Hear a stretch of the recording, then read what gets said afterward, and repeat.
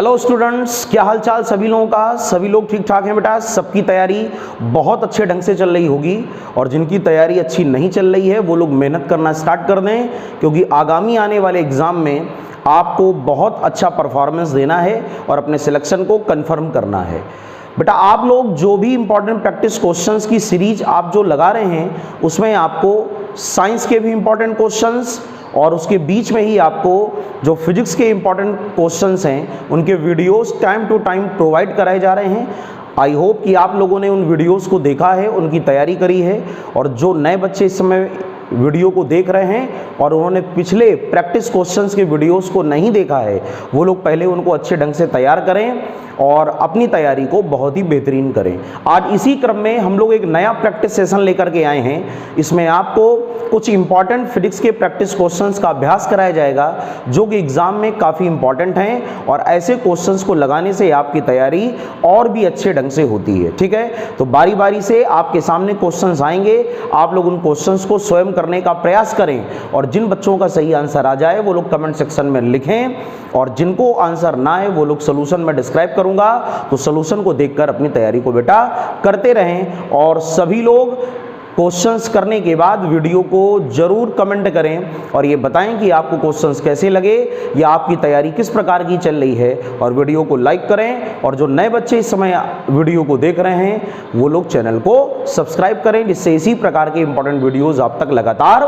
पहुंचते रहें। तो आइए शुरू करते हैं आज का important practice questions mission success के इस सीरीज में, इस श्रृंखला में। आज का इंपॉर्टेंट वीडियो आपके लिए बहुत ही हेल्पफुल साबित होगा। ठीक है, तो चलिए स्टार्ट करते हैं। आज का पहला क्वेश्चन आपके सामने ये रहा। क्या कह रहा है क्वेश्चन बेटा? पृथ्वी की सतह पर एक आदमी का भार 60 किलोग्राम है। पृथ्वी की सतह से किस ऊंचाई पर उसका भार 30 किलोग्राम होगा? टॉपिक को आप पहचान गए होंगे, ग्रेविटेशन का क्वेश्चन है और बहुत ही इंपॉर्टेंट ये क्वेश्चन है। क्वेश्चन क्या कह रहा है? The weight of the man on earth surface is 60 kg, then at which height its weight will be 30 kg। English medium के बच्चे भी ध्यान दें, हर एक क्वेश्चन को मैं ट्रांसलेट करूंगा और उसके बाद आपको एक एक क्वेश्चन का मीन भी क्लियर करूंगा और आप लोग इनको बस ध्यान से पढ़ते रहें और करते रहें। ठीक है, तो क्वेश्चन क्या कह रहा है? पृथ्वी की सतह पर एक आदमी का भार 60 किलोग्राम है। पृथ्वी की सतह से किस ऊंचाई पर उसका भार कितना होगा? 30 kg। ठीक है, तो कैसे क्वेश्चन को सभी लोग करोगे बेटा? आप लोग ये जानते हो कि पृथ्वी तल से ऊपर जाने पर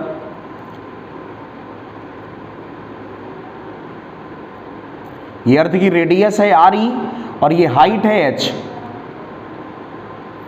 अर्थ के सरफेस से ऊपर गुरुत्वीय त्वरण acceleration due to gravity G dash हो जाता है और अर्थ के सरफेस पर इसकी वैल्यू क्या होती है बेटा? G।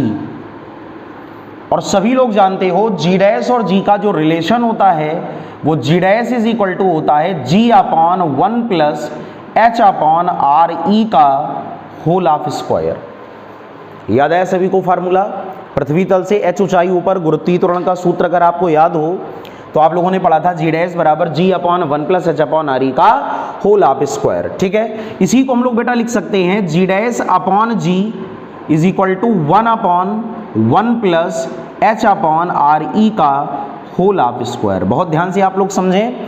G डैश क्या है? H ऊंचाई ऊपर गुरुत्वीय त्वरण acceleration due to gravity at height H, और G क्या है? अर्थ के सरफेस पर एक्सीलरेशन ड्यू टू ग्रेविटी। अगर दोनों तरफ हम लोग m का मल्टीप्लाई कर दें अंश और हर में तो mg डैश अपॉन mg और is equal to 1 upon 1 plus H upon RE का होल ऑफ स्क्वायर। यहां तक आपको बात समझ में आ गई?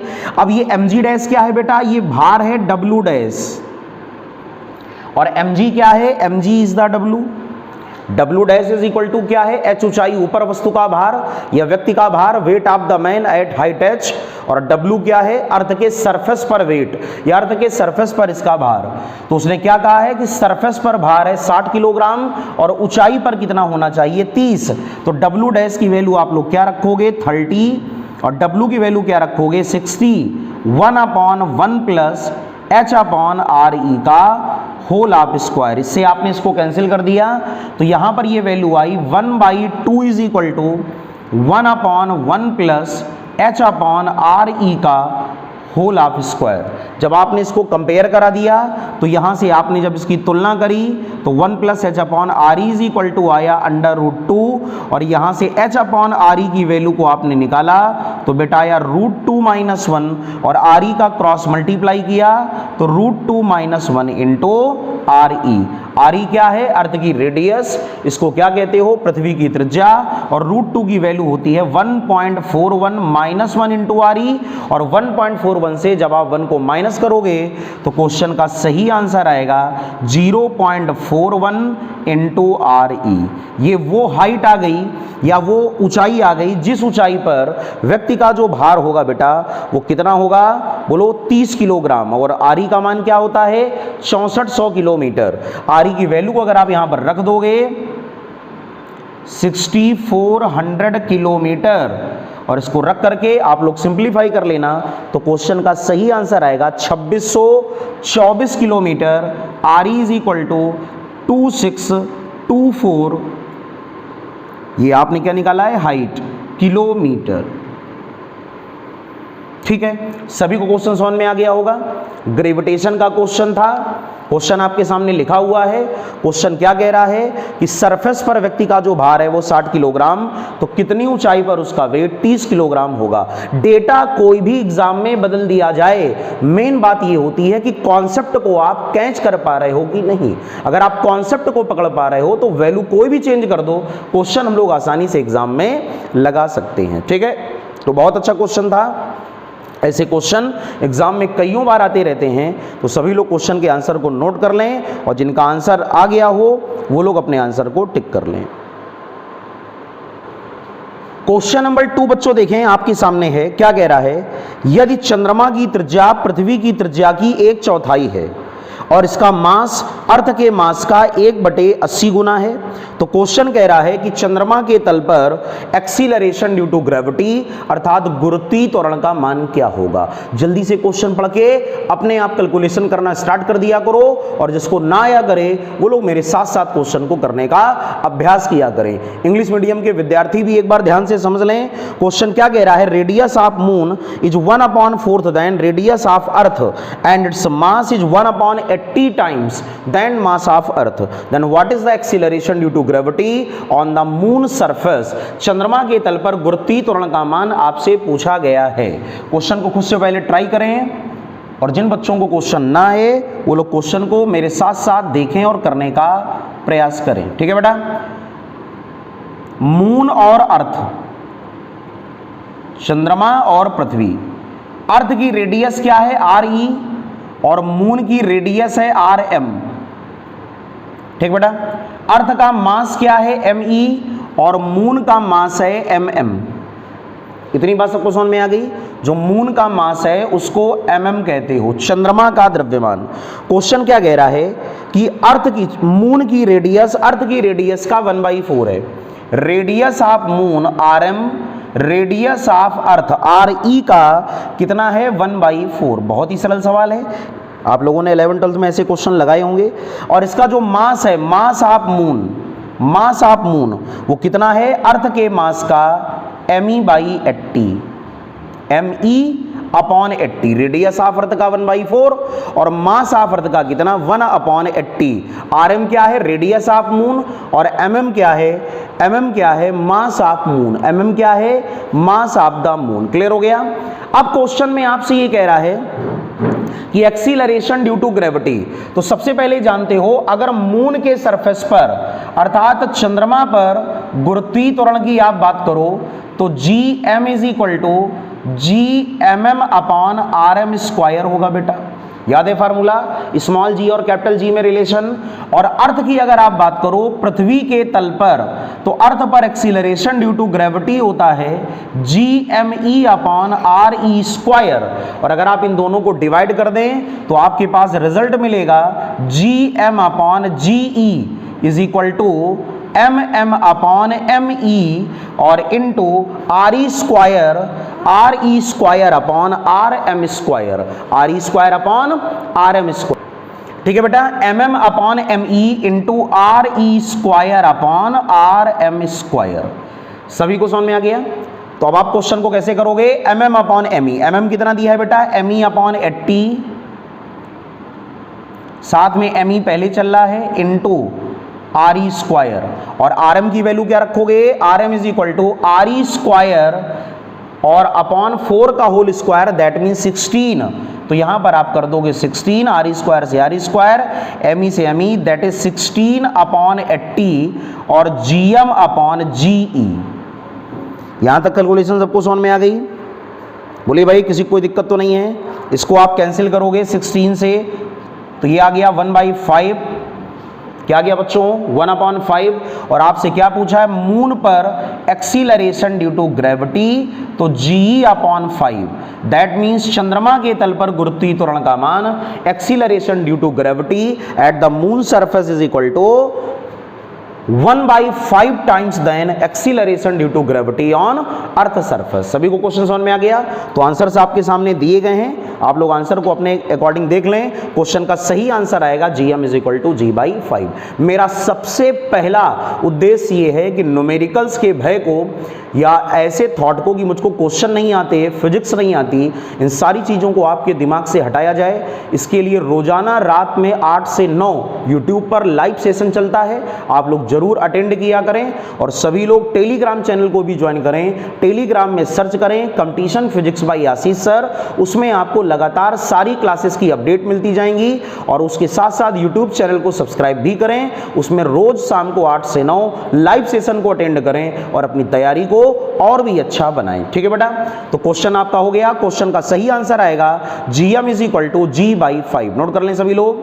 क्वेश्चन अच्छा लगा हो तो वीडियो को लाइक करें और कमेंट करके जरूर बताएं कि ऐसे वीडियोस या इस प्रकार के क्वेश्चन से आपकी तैयारी पर क्या प्रभाव पड़ रहा है, आपकी तैयारी अच्छी हो रही है कि नहीं हो रही हो। जो भी आपके मन में विचार आए आप कमेंट सेक्शन में जरूर लिखा करें। नेक्स्ट क्वेश्चन नंबर 3 बच्चों क्या है, ध्यान से पढ़ें। 36 तल पर रखे हुए 10 किलोग्राम के मास पर 19.6 न्यूटन का एक हॉरिजॉन्टल फोर्स लगाया जाता है। ठीक है, यदि पहले पिंड पर 5 किलोग्राम का मास और रख दें, तो अब आपको यह बताना है कि what is the horizontal force act on the body for the motion.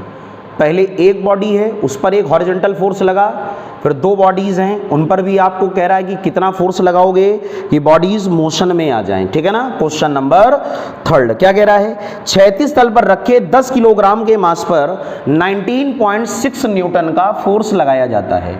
Topic का नाम आप लोग समझ गए होंगे। क्वेश्चन बेटा ये फ्रिक्शन का है।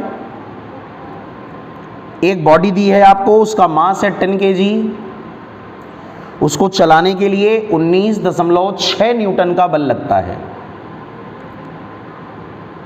19.6 न्यूटन का फोर्स लगता है बॉडी को मूव कराने के लिए, जिससे इसमें मोशन अर्थात गति उत्पन्न होती है।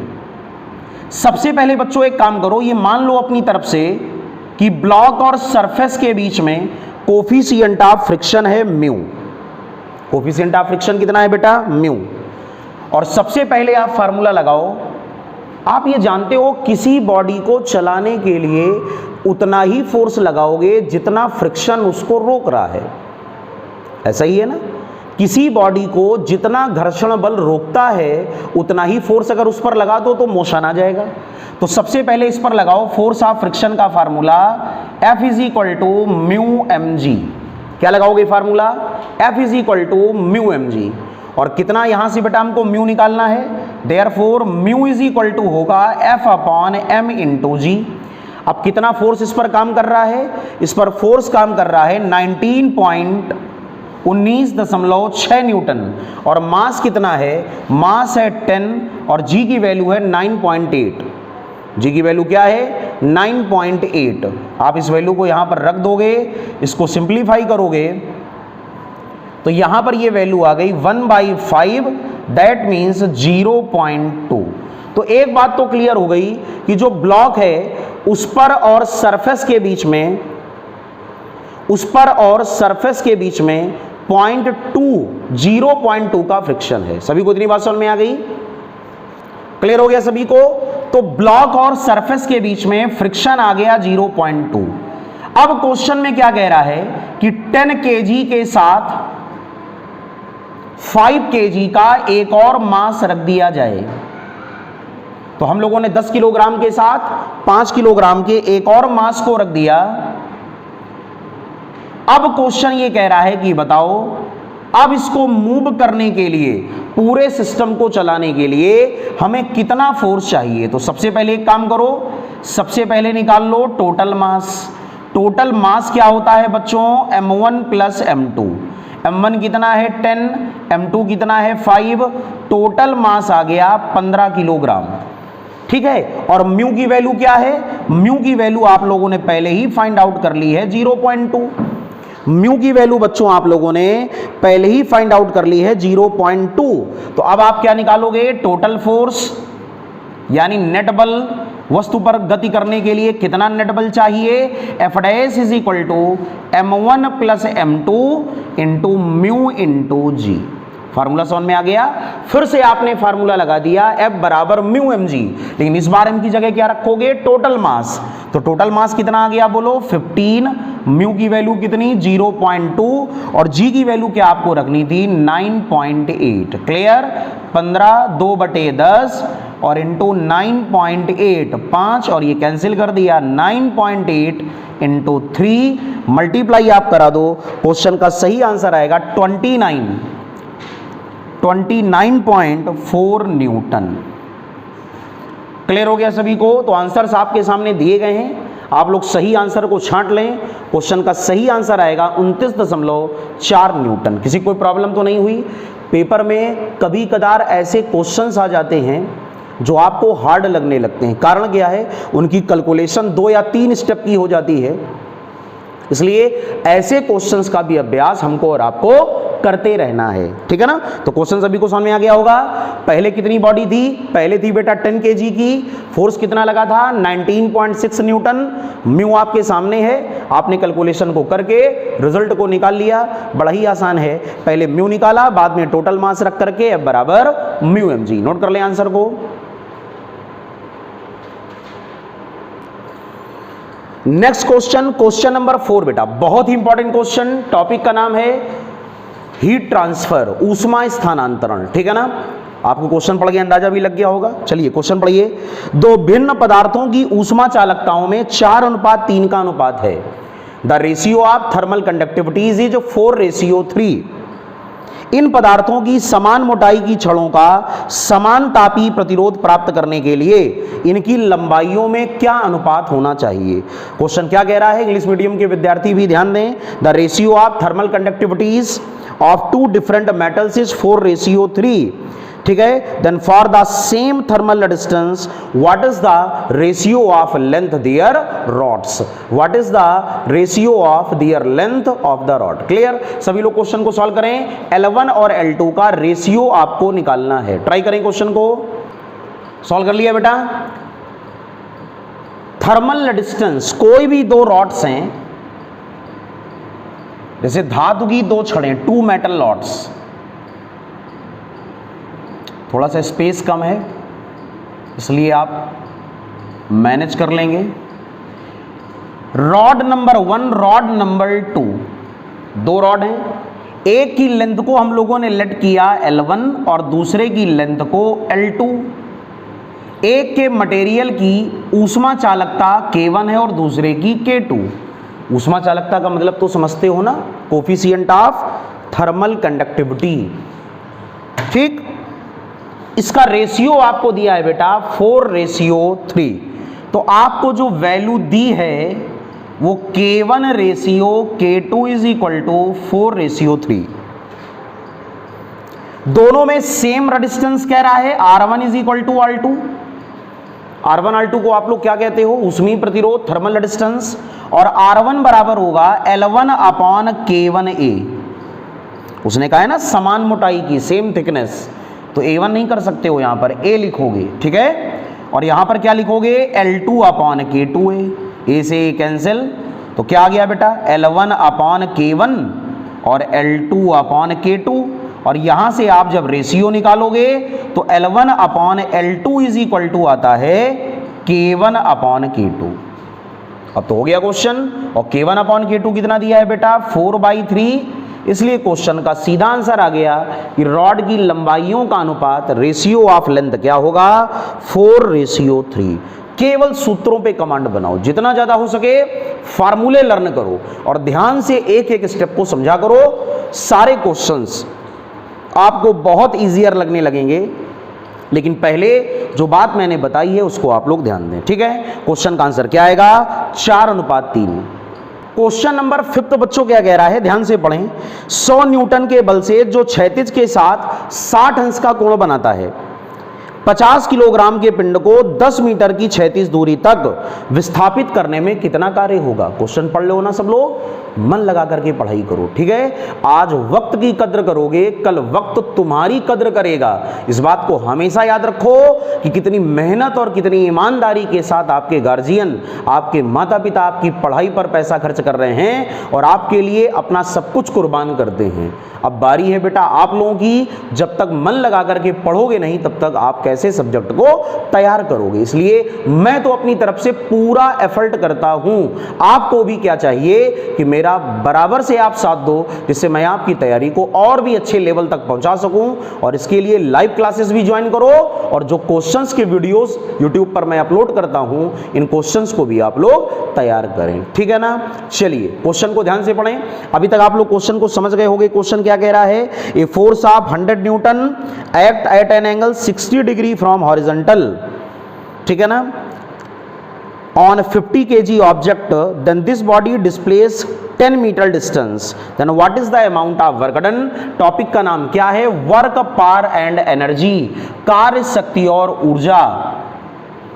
क्या कॉन्सेप्ट होता है, एम मास की बॉडी को इसने 100 न्यूटन के फोर्स से खींचा है और ये फोर्स हॉरिजॉन्टल से, बेटा ये जो बल है वो क्षैतिज के साथ 60 डिग्री का एंगल बना रहा है। प्यारे बच्चों 60 डिग्री का एंगल बना रहा है, 60 डिग्री का एंगल बना रहा है। और क्वेश्चन में क्या हमको निकालना है, क्वेश्चन में हम लोगों को क्या निकालना है कि what is the amount of work done, और डिस्प्लेसमेंट आपको दिया है कितना, मास दिया है 50 kg 50 किलोग्राम, और डिस्प्लेसमेंट आपको कितना दिया है 10 मीटर। बहुत सिंपल सा क्वेश्चन है। फोर्स आपको दिया है 100 न्यूटन, डिस्प्लेसमेंट आपको दिया है 10 मीटर, थीटा बराबर आपको दिया है 60 डिग्री, और आपसे क्या पूछा है, वर्क डन। आप लोग जानते हो कार्य जो होता है वो कभी बॉडी के मास पर डिपेंड नहीं करेगा, तो सीधा सीधा फार्मूला क्या लगाओगे, W is equal to FS cos 60, ठीक है। फोर्स की वैल्यू कितनी है 100, डिस्प्लेसमेंट आपको कितना दिया है 10, और cos 60 की वैल्यू वही होती है जो sin 30 की, और sin 30 की वैल्यू क्या होती है 1/2। क्लियर, कैंसिल, ये 5 आ गया, दैट मीन्स 500 जूल। क्वेश्चन का सही आंसर आएगा बच्चों 500 जूल। सभी को समझ में आ गया। टॉपिक का नाम क्या था, work power and energy, W is equal to FS cos theta. Note कर लें क्वेश्चन को।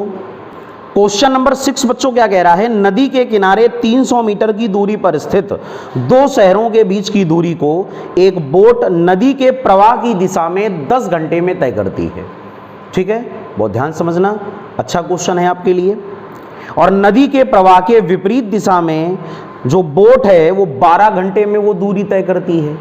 नदी के प्रवाह की दिशा में, in the direction of flow of river, boat जो है वो 10 घंटे में दो शहरों के बीच की दूरी को कवर करती है, और in the opposite direction of flow of river वो 12 घंटे में दो शहरों के बीच की दूरी को तय करती है। संभावित प्रश्न होते हैं इस प्रकार के पेपर में आने वाले। अगर ये माना जाए कि वेग स्थिर है तो नदी में जल प्रवाह का वेग, यानी flow of velocity of water, और जल में मोटर बोट का वेग ज्ञात करो। Velocity of boat and velocity of water. Concept आप समझ गए क्वेश्चन को। बहुत ही प्यारा क्वेश्चन है, अद्भुत क्वेश्चन है, शानदार, जानदार, जबरदस्त। ध्यान से समझे जिन बच्चों को कॉन्सेप्ट इसका नहीं आता है। जैसे इस डायरेक्शन में कोई फ्लो बह रहा है,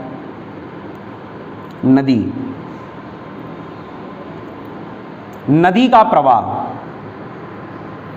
इस वेलोसिटी को हम लोगों ने v2 लेट कर लिया। नदी जो बह रही है इसके फ्लो को हम लोगों ने v2 लेट कर लिया। और एक मोटर बोट है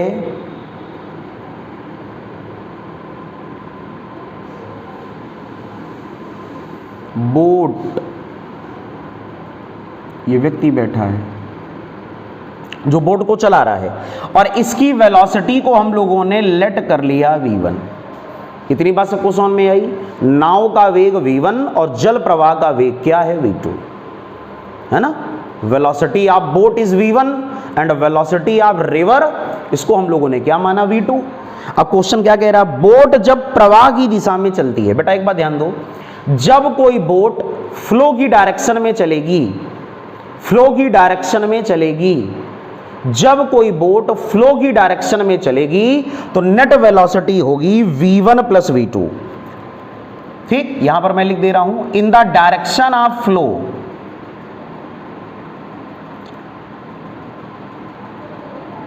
प्रवाह की दिशा में। इसका मतलब क्या है? प्रवाह की दिशा में। समझ तो जाओगे ना? प्रवाह की दिशा में। अगर प्रवाह की दिशा में हम लोग ये पता करें कि दो शहरों के बीच की दूरी को बोट ने पार करने में कितना समय लिया, ध्यान सुनना मेरी बात को। प्रवाह की दिशा में, फ्लो की डायरेक्शन में बोट ने नदी को पार करने में कितना समय लिया, तो समय बराबर दूरी बटे चाल।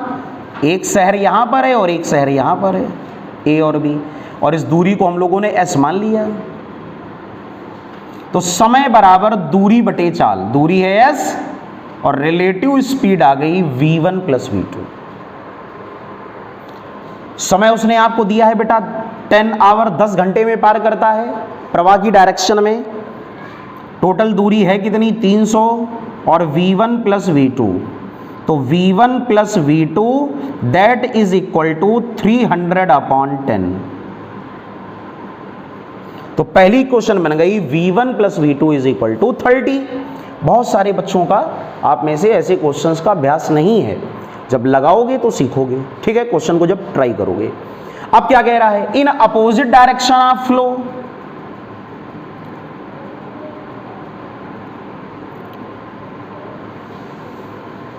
प्रवाह के विपरीत दिशा,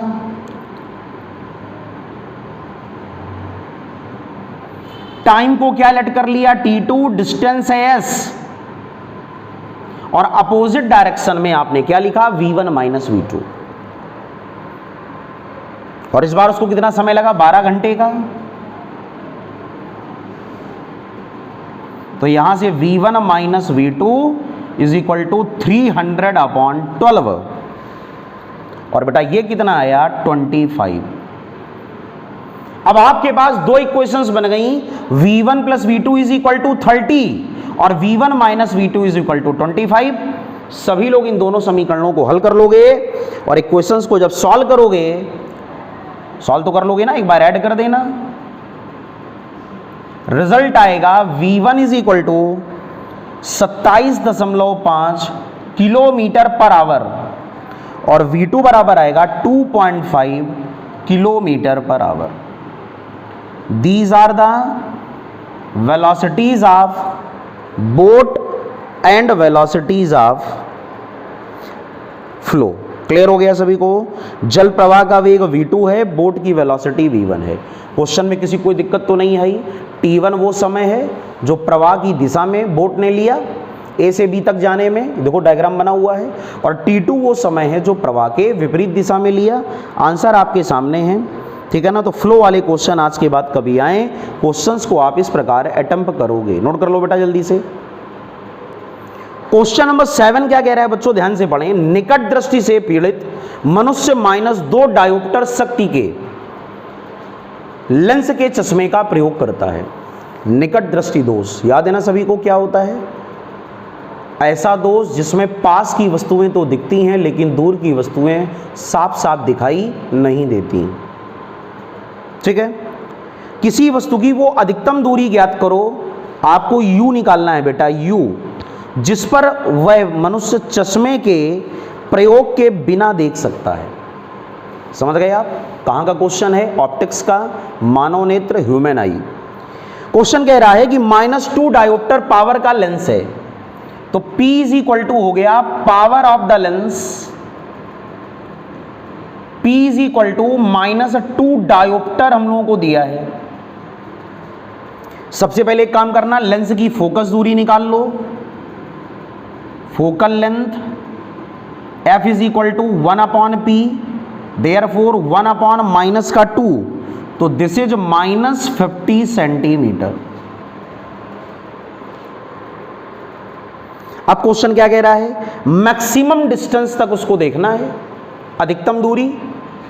तो V is equal to for maximum distance, V is equal to infinite. और लेंस फार्मूला क्या होता है प्यारे बच्चों, याद करो, लेंस का सूत्र क्या होता है, 1/F is equal to 1/V minus 1/U। Clear, V infinite हो गया, 1/इनफाइनाइट माइनस 1/U, ये तो 0 हो गया। That means U is equal to -F, और F की वैल्यू पहले से कितनी है, -50। दैट मीन्स मैक्सिमम डिस्टेंस कितनी आएगी, बोलो 50 सेंटीमीटर। क्लियर, क्वेश्चन सभी को समझ में आ गया कैसे किया। सबसे पहले लेंस की पावर आपको दी थी, उससे फोकस दूरी निकाल लेना, और बाद में लेंस का फार्मूला लगा देना, 1/F is equal to 1/V minus 1/U। Focal length कैसी थी बोलो, U is equal to F, U is equal to F। -2 dioptre का मतलब समझ गया ना, कॉनकेव लेंस। ये कौन सा लेंस आपको दिया था बेटा, अवतल लेंस। ठीक, इसी की पावर आपको दी थी -2 डायोप्टर, और -2 डायोप्टर से हम लोगों ने क्या निकाल ली, फोकल लेंथ। और क्वेश्चन का आंसर आपके सामने है। समझ में आ गया सभी को, किसी को कोई प्रॉब्लम तो नहीं है। अरे इतने इंपॉर्टेंट क्वेश्चंस मैं आपको करा रहा हूं, इसी बात पर सब लोग लाइक कर दो, और जिन्होंने चैनल को सब्सक्राइब नहीं किया सब्सक्राइब भी कर दो, और बाकी लोग ध्यान से क्वेश्चंस को नोट करें, उनके आंसर्स को बनाएं, और सारे प्रैक्टिस क्वेश्चंस के वीडियोस को देख करके उनके नोट्स को बेटा बनाते रहें। अपने जज्बे को बिल्कुल ऊंचा रखो, हौसलों को बुलंद रखो, जिससे आपको आपके लक्ष्य को प्राप्त करने में बहुत ही आसानी होगी। क्वेश्चन नंबर 8 क्या कह रहा है, ए फोकस दूरी का एक उत्तल लेंस, उत्तल लेंस का मतलब कॉन्वेक्स लेंस, ठीक है, और बी फोकल लेंथ का एक अवतल लेंस मींस कॉनकेव लेंस, दोनों को कांटेक्ट में रखा गया है। क्वेश्चन को पढ़ो, लिखा तो है, एक कॉन्वेक्स लेंस है एक कॉनकेव है, दोनों को कांटेक्ट में रखा गया है, और कह रहा है कॉम्बिनेशन की फोकल लेंथ बताएं। आंसर्स आपके सामने दिए गए हैं। एक लेंस है कॉन्वेक्स लेंस और एक लेंस है कॉनकेव। कॉन्वेक्स की फोकल लेंथ f1, कॉनकेव की f2, और उसने आपको दिया है कॉन्वेक्स की focal length f1 is equal to a और कॉनकेव की focal length f2 is equal to b। लेकिन ये कैसी है, नेगेटिव, चूंकि कॉनकेव है तो आप यहां लिख सकते हो -b। ठीक, ये पॉजिटिव होती है। उत्तल लेंस की फोकस दूरी सदैव धनात्मक और अवतल लेंस की फोकस दूरी सदैव ऋणात्मक। तो कॉम्बिनेशन की फोकल लेंथ क्या होती है, 1/F is equal to 1/F1 plus 1/F2, 1/F is equal to 1/A। Sign के साथ वैल्यू रखी जाती है, माइनस का b, एलसीएम आप लोगों ने ले लिया बच्चों, तो ये आ गया AB, और ये ऊपर की ओर नोमिनेटर यानी अंश आया b माइनस a। और जब आपने कंबाइंड फोकल लेंथ की बात करी तो F इज इक्वल टू आया AB/B माइनस a।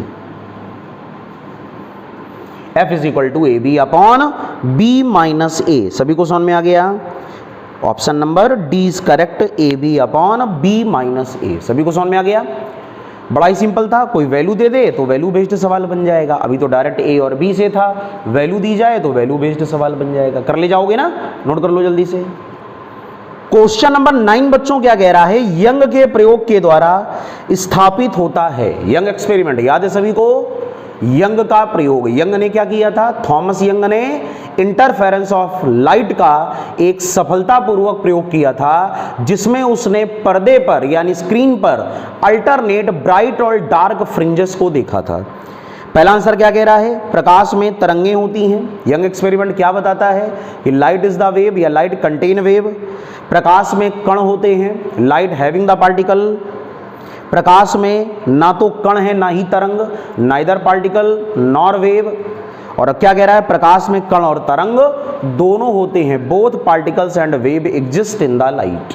याद करो, यंग का एक्सपेरिमेंट प्रकाश की तरंग प्रकृति का निर्धारण करता है।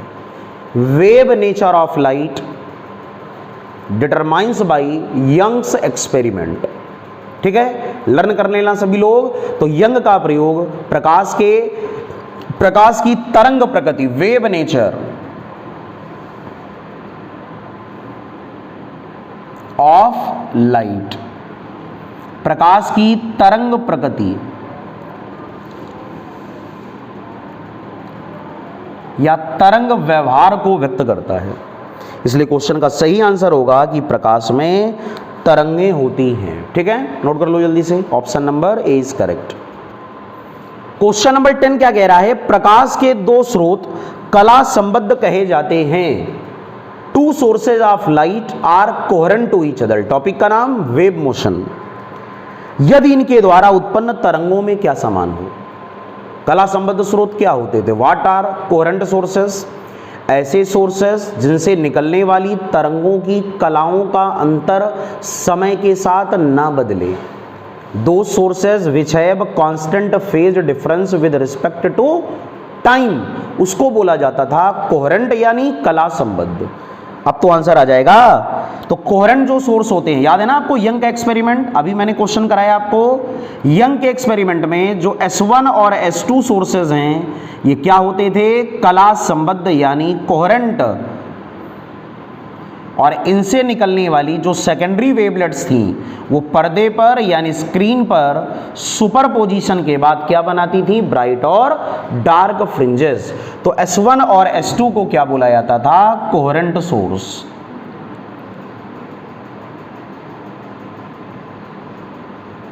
कला संबद्ध। तो इसके लिए सबसे जरूरी क्या है, φ1 minus φ2 is equal to constant, एक नियत कलांतर होना चाहिए। इसलिए क्वेश्चन का सही आंसर क्या है, नियत कलांतर के साथ साथ तरंग दैर्ध्य। Option number C is correct.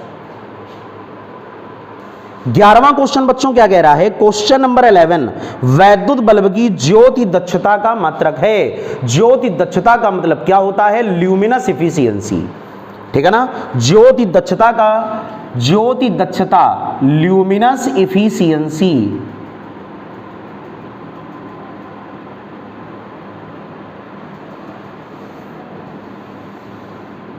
ठीक है, और इसकी यूनिट क्या होती है, इसका फार्मूला याद कर लो, F/P। F को कहते हो ज्योति फ्लक्स, ल्यूमिनस फ्लक्स, और P को शक्ति यानी पावर। तो फार्मूला बन गया बेटा ल्यूमेन पर वाट। ठीक है, तो आपके आने वाले एग्जाम के लिए बहुत इंपॉर्टेंट क्वेश्चन है, ज्योति दक्षता ल्यूमेन पर वाट। इसलिए क्वेश्चन का सही आंसर होगा option number C. Question number 12 क्या कह रहा है, प्रदीप्त घनत्व का विलोम वर्ग का नियम। विलोम वर्ग समझे, इनवर्स स्क्वायर लॉ, व्युत्क्रम वर्ग का नियम, इनवर्स स्क्वायर लॉ। याद है आप लोगों को, जो इनवर्स स्क्वायर लॉ होता है, व्युत्क्रम वर्ग का नियम, वो बताता है I प्रोपोर्शनल या E proportional 1/r square. R क्या होती है, किसी भी सोर्स से, जैसे कोई लाइट सोर्स है यस, यहां से लेकर के जो दूरी होती है किसी सरफेस की, किसी पृष्ठ की, उसको हम लोग क्या बोलते हैं, R। तो जो E होता है वो R के स्क्वायर का रेसिप्रोकल है, और ये आइसोट्रोपिक सोर्स यानी समरूप सोर्सेस के लिए लागू होता है। Isotropic, inverse square law isotropic source के लिए एप्लीकेबल है। इसलिए क्वेश्चन का सही आंसर क्या होगा, ऑप्शन नंबर ए, समरूप बिंदु स्रोत के लिए। क्वेश्चन नंबर 13 बच्चों क्या कह रहा है, वायु में प्रकाश का पुंज पानी में प्रवेश करता है। देखो कितना इंपॉर्टेंट क्वेश्चन है, कई बार ये प्रतियोगी परीक्षाओं में पूछा जा चुका है कि कोई भी एक लाइट बीम एयर से वाटर में जाती है, एयर से वाटर में जाती है, तो वाटर में कौन सी प्रॉपर्टी चेंज नहीं होगी। Which property of light ray remains unchanged when ray enters from air to water. पहला आंसर क्या कह रहा है? वेवलेंथ, तरंग दैर्ध्य, दूसरा वेलोसिटी, तीसरा एम्पलीट्यूड, चौथा फ्रीक्वेंसी। कौन सा फिनोमिना है ये? रिफ्रैक्शन यानी अपवर्तन। और आपने क्या पढ़ा था? अपवर्तन की प्रक्रिया में आवृत्ति पर कोई प्रभाव नहीं पड़ता। Frequency of light remains unchanged. Question का सही आंसर है कि प्रकाश की जो आवृत्ति होगी, आवृत्ति यानी फ्रीक्वेंसी, वो अपरिवर्तित होगी। It remains unchange. फ्रीक्वेंसी पर कभी भी कोई प्रभाव नहीं पड़ेगा। रिमेन सेम बोल दो या रिमेन अनचेंज बोल दो, कोई भी इसमें डिफरेंस नहीं है। क्लियर हो गया? तो कौन सा आंसर सही है? Option number D is correct.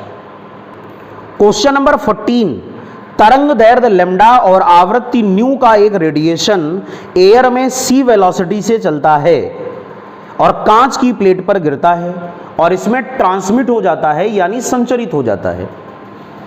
आप लोग तब तक आंसर्स को ध्यान से पढ़ें। कोई एक कांच की पट्टी है, इसमें कोई रेडिएशन आया और अंदर चला गया और फिर बाहर निकल गया। c वेलोसिटी से चलता है, यहाँ वेलोसिटी v होगी। माध्यम में चाल क्या हो जाती है? v, और वैक्यूम में c। क्वेश्चन कह रहा है कि कांच की प्लेट के अंदर out of the following which statement is correct. सारे स्टेटमेंट को ध्यान से पढ़ो। पहला क्या कह रहा है? तरंग का वेग तो वही रहेगा c, लेकिन तरंग दैर्ध्य बदल जाएगी। ये गलत है ना? कैसे वही रहेगी लाइट वेलोसिटी? मैंने क्या बोला? बाहर c होगी, कांच के अंदर v होगी, इसलिए गलत हो गया। फ्रीक्वेंसी न्यू, वेवलेंथ लैम्डा नहीं बदलेगा, लेकिन वेलोसिटी बदलेगी, ये भी गलत हो गया। बेटा ये समझो क्यों, कौन गलत है, कौन सा आंसर किस लिए गलत है, तो आपके बहुत सारे मल्टीपल क्वेश्चन तैयार हो जाएंगे। पहला वाला समझ में आ गया होगा। दूसरा वाला समझो। कह रहा है कि फ्रीक्वेंसी नहीं बदलेगी और लैम्डा भी नहीं बदलेगा, यही गलत हो गया। फ्रीक्वेंसी तो नहीं बदलेगी लेकिन लैम्डा बदलेगा। सभी लोग जानते हो अपवर्तित प्रकाश की वेवलेंथ जो होती है वो lambda R is equal to lambda I by N होती है। अपवर्तित प्रकाश की तरंग दैर्ध्य बराबर आपतित प्रकाश की तरंग दैर्ध्य बटे माध्यम का अपवर्तनांक। तो वेवलेंथ तो बदलेगी, लैम्डा जरूर चेंज होगा। Lambda is the property of material. चूंकि माध्यम बदल गया बेटा, ये एयर है या वैक्यूम और ये कांच है, ग्लास। तो जैसे ही लाइट एयर से ग्लास में आएगी तो लैम्डा चेंज होगा। तो हम लोग सीधे सीधे मुद्दे की बात पे आ जाएं। ऑप्शन नंबर डी सही है। क्या कह रहा है? फ्रीक्वेंसी नहीं बदलेगी लेकिन वेवलेंथ लैम्डा बदलेगी। This is the correct answer. और बहुत ही जानदार, शानदार, जबरदस्त क्वेश्चन है, इसको तैयार कर लेना। Option number D is correct. 15 question, ये भी देखिए बेटा, 15वां सवाल तुलना वाला सवाल है। आपको 3 मीडियम दिए हैं और उसने कहा है कि स्पीड ऑफ लाइट का सही ऑर्डर, ठीक है ना, डिसेंडिंग ऑर्डर क्या सही है। क्वेश्चन आप लोग पढ़ लें। प्रकाश का वेग डायमंड में, ग्लास में और वाटर में। आंसर्स आपको दिए हैं। कह रहा है सही आंसर आप बताओ कि सही क्रम क्या होगा। सभी लोग जानते हो जो मीडियम रेरर होगा, विरल माध्यम, उसमें प्रकाश धीमा चलता है और सघन माध्यम मींस डेंसर में प्रकाश, सॉरी उल्टा मैं बोल गया, विरल माध्यम में प्रकाश तेज चलता है और सघन माध्यम में प्रकाश धीमा चलता है। सघन का मींस डेंसर और विरल का मींस रेयरर। तो तीनों में पहचानो पहले विरल कौन है? डायमंड, ग्लास और क्या है? वाटर। तो जो वाटर है बेटा, जल, पानी, पानी पानी पानी, जो पानी है, जो वाटर है, जो जल है, वो क्या है? रेयरर। तो सबसे ज्यादा स्पीड ऑफ लाइट किसमें होगी? वाटर में। पहला आंसर सही हो गया। फिर उसके बाद कांच और हीरा, दोनों में पहचानो। जो डायमंड होता है उसकी सुघट्यता ज्यादा होती है, मोर डेंसर, ब्रिटल होता है, इसलिए हीरे में लाइट स्पीड सबसे कम होगी और कांच में उससे ज्यादा। तो पहला आंसर क्या सही है बोलो? वाटर। सबसे पहले तो वाटर सही है बेटा, वाटर सबसे पहले क्या सही है प्यारे बच्चों? 1 मिनट, मार्कर डिस्टर्ब कर गया।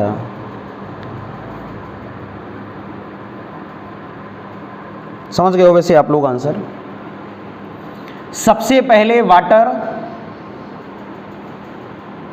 उसके बाद ग्लास, जिसको ग्लास कहते हो, और उसके बाद डायमंड जिसको हीरा कहते हो। ठीक, और कई प्रतियोगी परीक्षाओं में पूछा जाने वाला प्रश्न है, तैयार कर लेना, इंपॉर्टेंट है। आंसर ए करेक्ट होगा, पानी, कांच, हीरा। क्वेश्चन नंबर 16 बच्चों क्या कह रहा है, किस ताप पर वायु में ध्वनि की चाल 0 डिग्री सेल्सियस पर अपने मान की दोगुनी होगी। अरे ये तो बहुत इंपॉर्टेंट क्वेश्चन है, लगवाया हुआ सवाल भी है आपको, लेकिन है बड़ा इंपॉर्टेंट, है ना। At which temperature the speed of sound becomes double than speed at 0 degree Celsius. क्या फार्मूला होता है, याद करो। स्पीड ऑफ साउंड जो होता है, जो ध्वनि की चाल होती है, वो v प्रोपोर्शनल √t होती है। तो आप फार्मूला क्या लगाओगे, v1/v2 is equal to √t1/t2। क्यों भाई, अब उसने आपको क्या दिया है, v1 is equal to 2v2, ये आपको दिया है, तो 2v2/v2 is equal to √t1/t2। t1 हमको निकालना है और t2 दिया है 0 डिग्री, तो 0 + 2 73। समझ में आ गया, v2 से v2 कैंसिल, तो ये आ गया 2/1 that is equal to √t1/273। Square कर दो, 4 इज इक्वल टू t1/273, तो t1 इज इक्वल टू 4 × 273, और इसको केल्विन में क्या लिखोगे, 1092 केल्विन। ठीक, आंसर्स आपके देखो किस में दिए हैं, सेल्सियस में। 273 घटा दो, 1092 - 273 819 डिग्री सेल्सियस आ जाएगा। समझ में आ गया सबको क्वेश्चन। अब अपने आप भी एक बार ट्राई करना, तो और अच्छे ढंग से आपको क्लियर हो जाएगा, है ना। सभी लोग जानते हो टेम्परेचर को बढ़ाने पर स्पीड ऑफ साउंड, टेम्परेचर को बढ़ाने पर स्पीड ऑफ साउंड क्या होती है, ताप को बढ़ाने पर ध्वनि की चाल क्या होती है, ताप बढ़ाओगे ध्वनि की चाल बढ़ेगी। On increasing the temperature speed of sound increases, और ध्वनि की चाल पर दाब परिवर्तन का कोई प्रभाव नहीं पड़ता। प्रेशर को चेंज करने पर स्पीड ऑफ साउंड पर कोई फर्क नहीं पड़ता। इसलिए क्वेश्चन का सही आंसर क्या होगा, 819 डिग्री सेल्सियस। क्वेश्चन नंबर 17 बच्चों देखें, ध्वनि की दो तरंगें y बराबर a sin ω t - kx।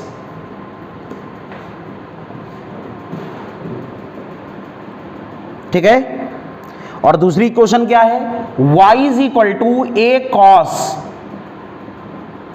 ω t - kx।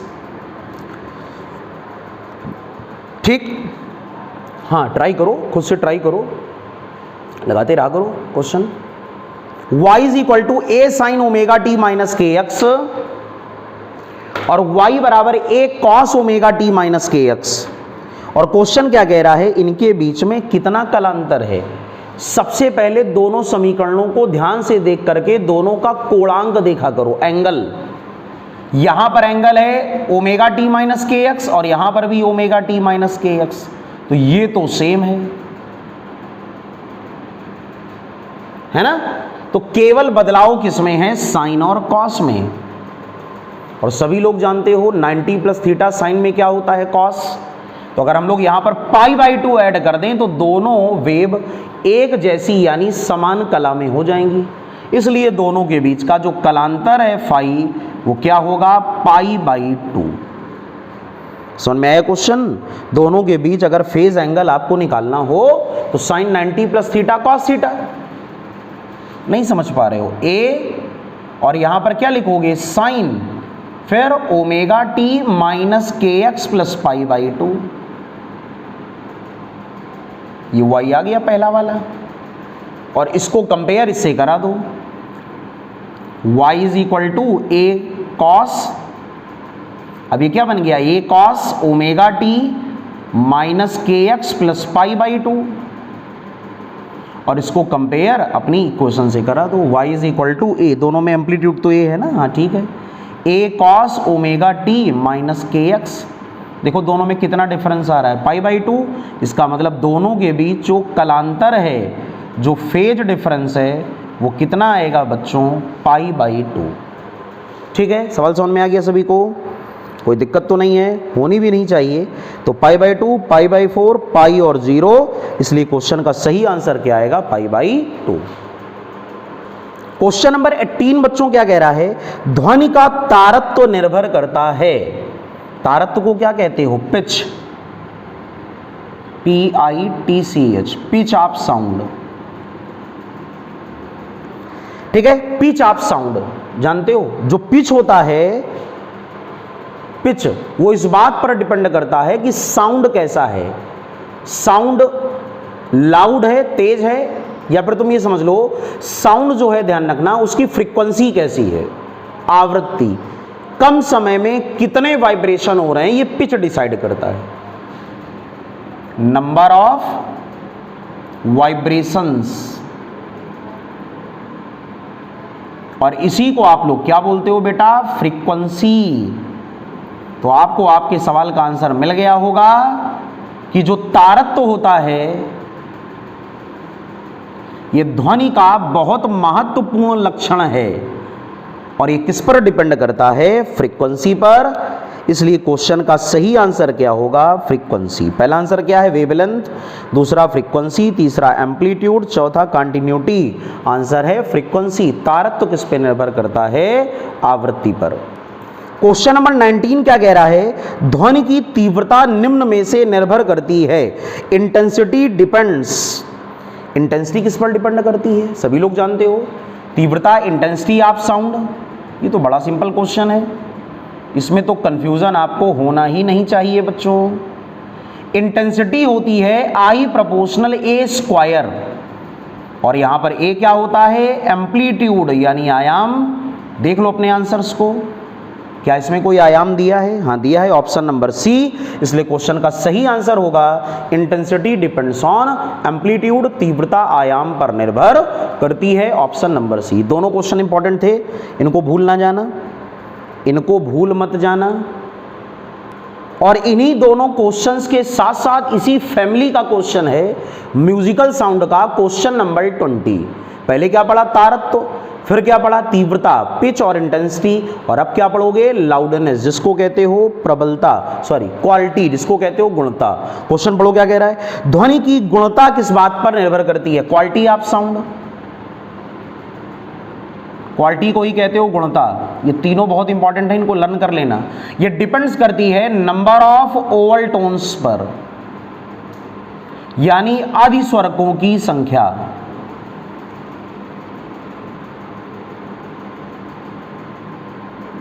इसलिए क्वेश्चन का सही आंसर होगा quality of sound depends number of over tones, अर्थात आदि स्वरकों की संख्या। तो तीनों क्वेश्चन ये एक साथ आप तैयार कर लें, है ना। पहला कौन सा, पिच, दूसरा कौन सा, इंटेंसिटी, और तीसरा कौन सा, क्वालिटी। तो बच्चों सारे क्वेश्चंस आप लोगों ने तैयार कर लिए होंगे। ये प्रैक्टिस जो सेट मैंने आप तक पहुंचाया है, इसमें 11th के सेगमेंट को मैंने सबसे ज़्यादा रखा है, सबसे ज़्यादा क्या, उसी को रखा ही है। तो 11th के पार्ट से प्रतियोगी परीक्षाओं में जो भी क्वेश्चंस बनते हैं वो वाकई बहुत इंपॉर्टेंट क्वेश्चंस होते हैं। तो आप लोगों को ये वीडियो कैसा लगा कमेंट सेक्शन में ज़रूर लिखें। सारे क्वेश्चंस को आप तैयार करें, और जो लक्ष्य सीरीज आपकी चल रही है जिसमें साइंस के क्वेश्चंस आप तक पहुंचाए जा रहे हैं, उन क्वेश्चंस को भी आप लोग तैयार करें और ज़्यादा से ज़्यादा वीडियो को शेयर करें और कमेंट करें। और जो नए बच्चे इस समय चैनल को देख रहे हैं वो लोग ऐसे ही इंपॉर्टेंट फिजिक्स के क्वेश्चन और साइंस के क्वेश्चंस के लिए चैनल को सब्सक्राइब करें। और एक बात जरूर याद रखें कि लाइव सेशन रात में 8 से 9 जो आपकी क्लास लगती है 8 to 9 PM, आप लोग उसको जरूर ज्वाइन करें। इससे आपकी तैयारी और भी अच्छी होगी और आप लोग मेहनत करते रहें, रिवीजन करते रहें और कोर्स को बार बार रिवाइज भी करते रहें। ठीक है बेटा, तो आज की इस वीडियो को यहीं पर एंड करते हैं। आई होप कि आपको ये पूरा वीडियो पसंद आया होगा। आया हो तो सब लोग एक लाइक जरूर कर दो और कमेंट जरूर कर दो। आपके कमेंट से ही मुझको पता चलता है कि आगे कैसा मुझको फ्रेमवर्क तैयार करना है आपके लिए और किस प्रकार के क्वेश्चंस आपके लिए लेके आने हैं। ठीक है, तो सभी लोग अपना ख्याल रखें, तैयारी करें, मन लगा के पढ़ाई करते रहें, जिससे आप सेलेक्ट होकर के अपना और अपने घर वालों का और अपने परिवार का नाम रोशन कर सकें। और इसी उम्मीद के साथ आज की क्लास को यहीं से समाप्त करते हैं। नेक्स्ट वीडियो में आपसे फिर से मुलाकात होगी। तब तक के लिए जय हिंद, जय भारत।